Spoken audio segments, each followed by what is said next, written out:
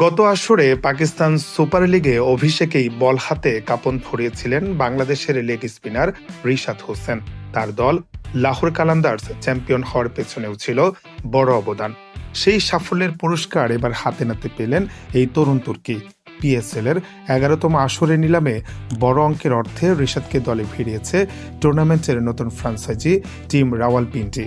এবারে নিলামে রিশাদের ভিত্তিমূল্য ছিল 1,10,00,000 পাকিস্তানি রুপি, কিন্তু সাম্প্রতিক সময়ে আন্তর্জাতিক টি-20 ও বিভিন্ন ফ্রাঞ্চাইজি লিগে তার ধারাবাহিক পারফরমেন্সের কারণে দলগুলোর মধ্যে তাকে নিয়ে ব্যাপক আগ্রহ দেখা যায়।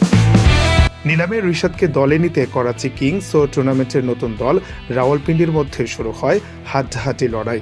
দুই দলের দর কষাকষিতে তার দাম দ্রুত বাড়তে থাকে। শেষ পর্যন্ত করাচিকে টেক্কা দিয়ে 3 কোটি পাকিস্তানি রুপিতে বাংলাদেশি এই লেগ স্পিনারকে নিশ্চিত করে টিম রাওয়ালপিন্ডি। প্রথমবারের মতো পিএসএল এ অংশ নিতে যাওয়া এই ফ্রাঞ্চাইজিটি রিশাদের উপরে স্পিন আক্রমণের প্রধান ভরসা রেখেছে।